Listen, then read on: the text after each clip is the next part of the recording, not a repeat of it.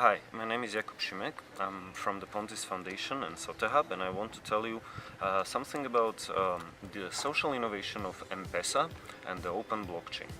M-Pesa is a mobile banking revolution that started 10 years ago, and it completely replaced retail banks and plastic credit cards for millions of Kenyans who many of them never owned a bank account in the first place. So it's a service run by Safaricom that can work even on the cheapest of phones. M-Pesa spread from Kenya to many countries, including, for example, Albania. Why is it so successful? There are two reasons why now M-Pesa transacts more than a third of Kenyan GDP.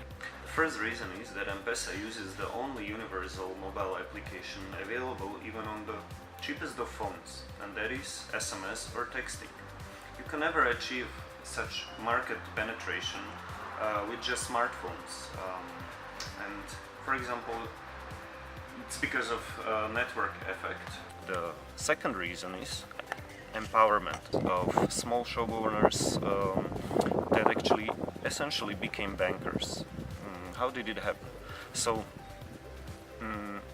for example, there were like 900 branches of banks in 10 years ago in Kenya, but now you have tens of thousands of small shopkeepers, even in the remote villages, like maybe 40 kilometers of any tarmacked road, that can actually operate services as a retail bank. We can analyze the innovation of M-Pesa through something called the levels of social impact. There are 4 of them. So the first level is direct service. The second level is scaled service. The third level is system change, and the fourth level is framework change. So the direct service basically started when people realized that they can actually send some kind of value to each other through mobile phones, and this value was represented in airtime or credit, mobile phone credit. So, and this happened in some also other countries than Kenya, maybe in early 2000s. But then in Kenya there was a university student who developed software to allow for these transactions. Safaricom hired this university student who developed that software. They patented that software. There were corporate social responsibility team at Vodafone, and there was also this British development agency called DFID. The third level is system change. What does it mean? So system change is basically when the whole ecosystem, the whole environment changes. How did it happen? It's basically that M-Pesa as a service replaced retail banks, made them obsolete, replaced plastic credit cards, made them obsolete, and it means people bought into this service, they use it. Now a third of Kenyan GDP is transacted through M-Pesa and its competitors, and kind of completely changed the way we were thinking about banking. Why is the system change? Why it's so impactful? Because we have around 3.5 billion people without access to banking services, so we call it like the unbanked population. So this was the system change that allowed many unbanked, millions unbanked people to jump the innovation, jump the outdated retail banks. So, but now we have a fourth level of social impact, and this is called framework change. What does it mean?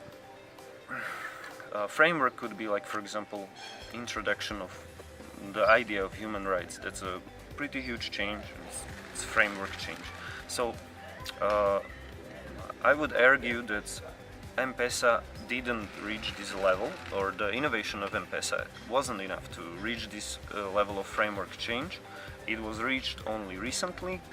Well, also in 2009 there was this guy or group of guys called Satoshi Nakamoto who came up with a cryptocurrency called Bitcoin, and even more recently in 2014, 2015 there was this another open blockchain technology, it's called Ethereum, and these cryptocurrencies and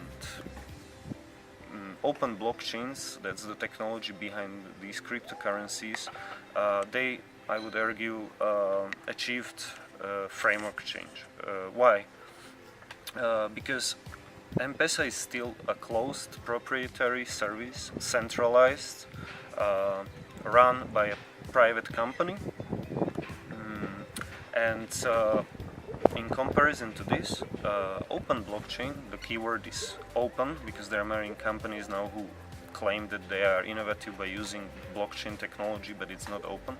But the open blockchain service allowed for completely decentralized, distributed, open, completely transparent and tractable and reversible transaction. The next step, maybe what is needed, is for kind of open blockchains that now run only on smartphones or computers to kind of merge with some services, maybe like M-Pesa, or which could be competition, but there could be a good synergy or symbiosis to it. And in this way, the most important thing I see now currently is to completely transform or revolutionize so-called development finance. So the M-Pesa and the innovation like open blockchain could allow something completely different. That would be like you can distribute or you can finance many, like for example startups, young companies, of young entrepreneurs, of women groups or something at a huge scale.